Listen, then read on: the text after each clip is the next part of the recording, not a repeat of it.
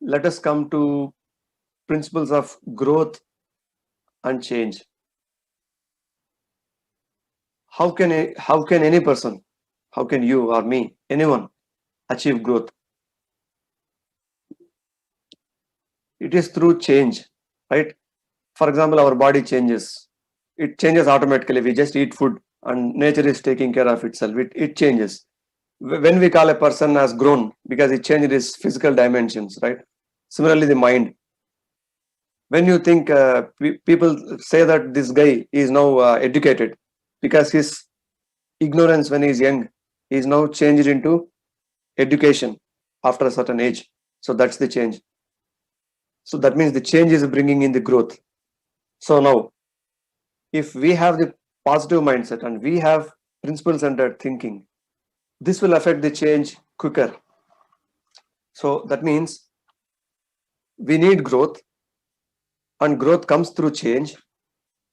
And if personal growth is achieved, then you get success almost in all walks of life. But there is something most important to understand, because then again there are different types of growth. Like some people get quick success in their life, some people take a lifetime to get to their success.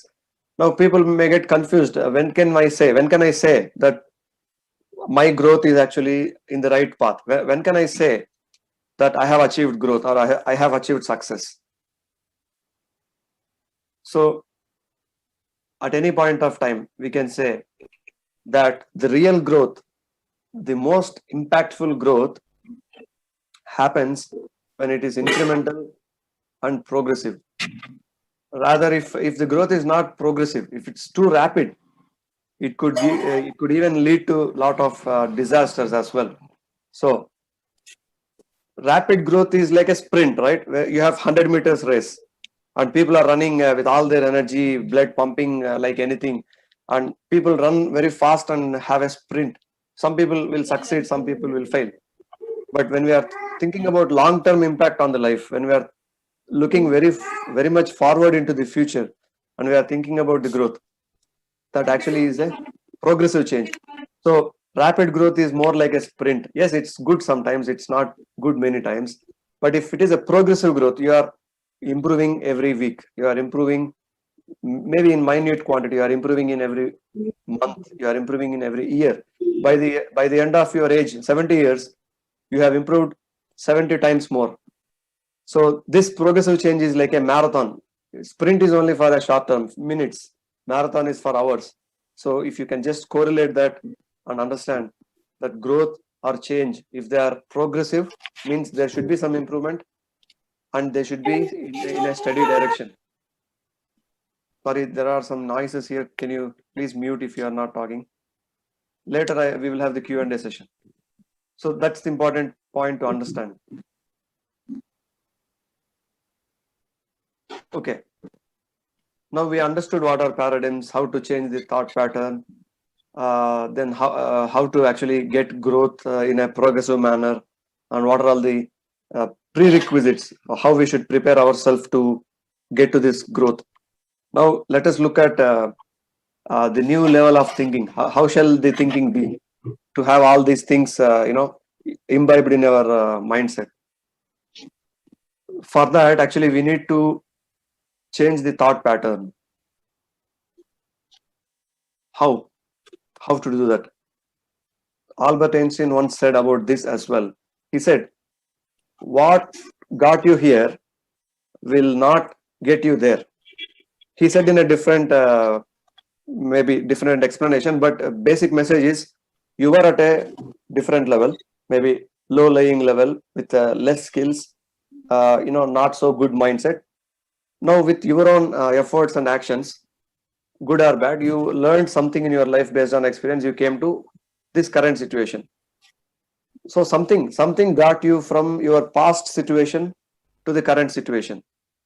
But from this current situation, if you need to grow to the other situation, means better situation than this, you cannot follow the last method, because the last method only got you up to here, and this will not take you there.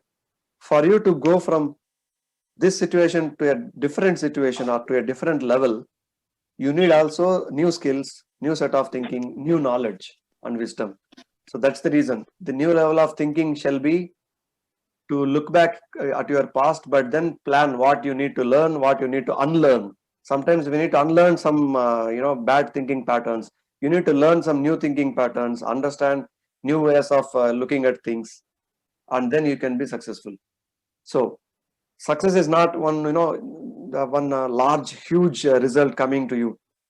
Success is always little steps, incremental steps multiplied over time. They give outstanding results. That's the main thought process we need to have.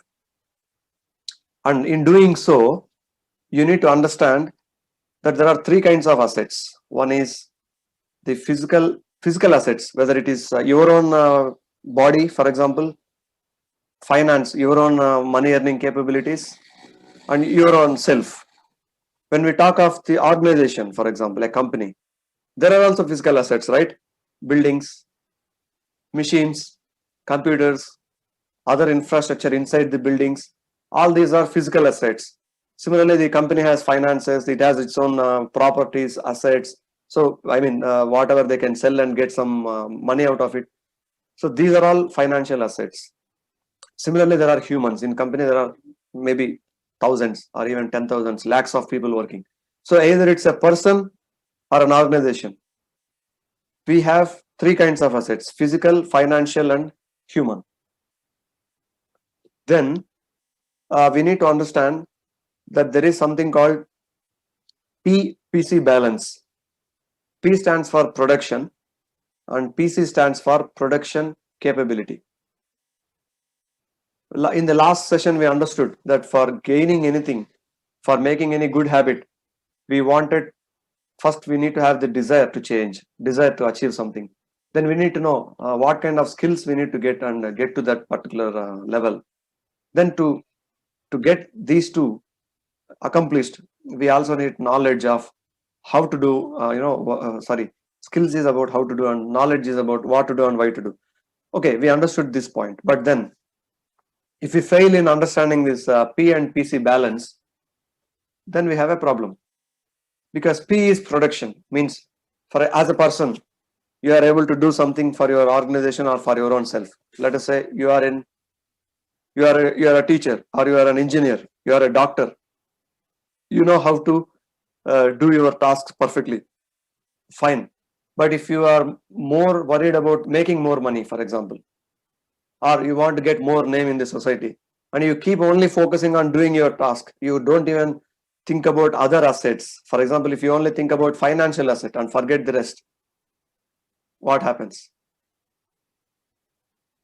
Disaster, right? You only think about finance, so keep working, not 8 hours in a day. You work 18 hours a day, you sleep only 2 hours, wake up, drink some 10 liters of coffee in a day to stay awake and keep working. What will happen? After some time, you would be admitted to hospital, isn't it? With lack of sleep, some people even had sudden deaths. So what's the lesson here? We need to always understand that there is something called production. That means our output, our result. Similarly to the company, the whole results produced by the organization. So these are important. Without that, we cannot survive. So these are important. But to always make ourselves, to always make the company, the organization, keep delivering these kind of results, you also need to understand that you need to sustain, you need to maintain that capability to make that production. So there is production, and there is also the capability to do the production. That means if a teacher is teaching continuously and he's not learning any new skills, technology changes, the way you teach changes, and you are falling behind in those things, then what will happen? You lose your production itself, because somebody else will come and do your job in a better way, and you fail. If a company is doing some business, selling some product, and they don't even bother to change the things, when they see that there is a change happening in the world, they don't see at that. They only focus on production, my results. Then finally what happens? If you lose the capability to produce, then you don't even produce. So you lose both. So that's the most important point we need to understand about production and production capability. There is a small story here. We all read that in our school books. For example, there was a farmer who had one golden goose, which was laying one egg per day. And what happened? He became greedy all of a sudden. It was giving a golden egg every single day, and he was selling that golden egg, and he was actually getting wealth and getting richer. But he wanted, how many days I need to wait for this duck to produce one single egg per day? Rather, I kill it. Let me see whatever number of eggs it has in its stomach. I can take it out. I can take all of them out and become richer by tomorrow. And he killed the goose and he opened everything and he saw nothing. So he was too greedy to make the production, and he killed the golden goose, and finally he lost his production capability. He lost the production as well. It's a small story, but it has a big meaning for actually understanding this particular concept. Isn't that interesting? Thank you for watching. Please like, share and subscribe. See you in the next video.